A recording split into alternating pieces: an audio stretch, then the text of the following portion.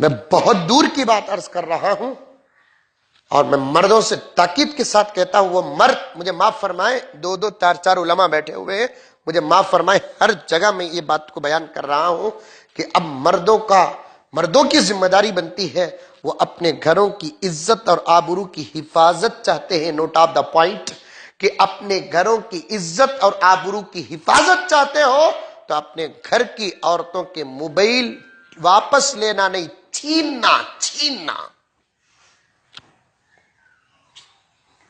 Mobile سے ہماری ٹوپیاں اتر گئی، موبائل سے ہمارے دوپٹے اتر گئے، موبائل سے ہمارے سر جھک گئے۔ جوان بچیوں کے ہاتھ میں موبائل۔ میں بنگلور کا کیڑا ہوں، اب آپ کے گاؤں کو آ کر یہ جو نوجوان بیٹھے تھے، 2 فیصلے فون میں اٹینڈ کیا، ان کو تاریخ دیا، میں بنگلور میں فیصلے کر رہا ہوں، 2 فیصلوں کی خطابی کیا؟ موبائل۔ شادی شدہ عورتیں موبائل کی وجہ سے ان کے شوہر شک و شبے کے دلدل میں پھنس گئے، اب کہتے ہیں کہ نہیں، 3 بچے، 2 بچے ہیں، ایک موبائل۔ یہ موبائل کیا ہے معلوم؟ مردوں کو بے سہارا بنانے والا آلہ، یہ موبائل عورتوں کو مطلقہ بنانے والا آلہ، یہ موبائل ہمارے بچوں کو یتیم بنانے والا آلہ، یہ موبائل ہمارے گھروں کو اجاڑنے کے کینسر کا خطرناک کیڑا ہے۔ کینسر کا اور ایڈز کا کیڑا پورے جسم کو صرف برباد کرتا ہے، یہ موبائل ایسا وائرس ہے جو پورے گھر کو برباد کر کے رکھ دیتا ہے۔ اور میں کان پکڑتا ہوں، بڑے بڑے حضرات، مرد حضرات بھی بیٹھے ہوئے ہیں، میں صاف اور سچ اور حق بات کہنے سے پیچھے ہٹتا نہیں کہ وہ مرد نہیں جو اپنے گھر کی عورتوں کے ہاتھ میں قیمتی موبائل دیتا ہے، وہ تو نامرد ہے۔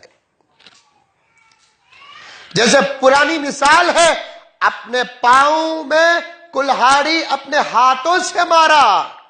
جو مرد اپنے گھر کی عورتوں کو موبائل دیتا ہے وہ اپنی حیا کو دفن کرنے کا خود ذمہ دار ہے۔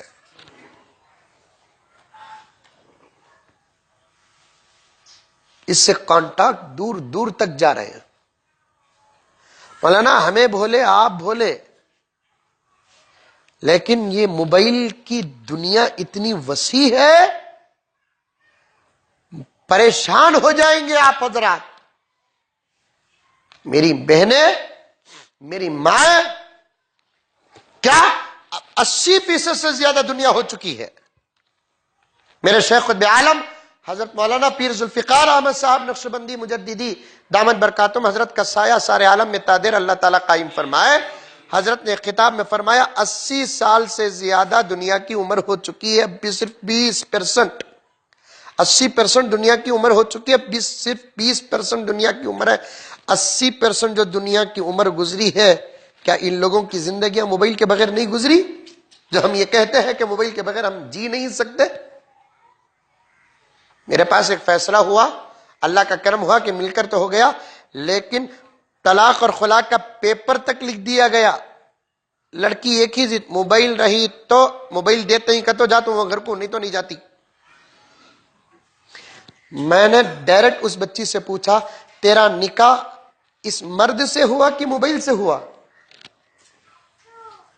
تیری زندگی مرد ہے کہ موبائل ہے؟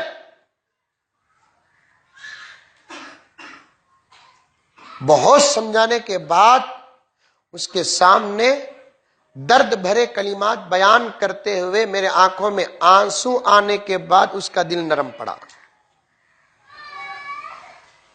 اتنا تو رو رو کر فیصلہ کرنے والے دنیا میں ہیں علماء کے علاوہ۔ سٹی کورٹ ہو کہ لائر کورٹ ہو کہ ہائی کورٹ ہو کہ سپریم کورٹ ہو، جو سامنے مدعا دکھتا ہے اس مدعا کو پیش کر دیتے ہیں، رو رو کر فیصلہ کر کے زندگیاں بچاتے ہیں۔ تو غرض میری ماں اور بہنیں، میں آپ حضرات سے گزارش کرتا ہوں کہ آپ موبائل سے اپنا رشتہ توڑ دیں۔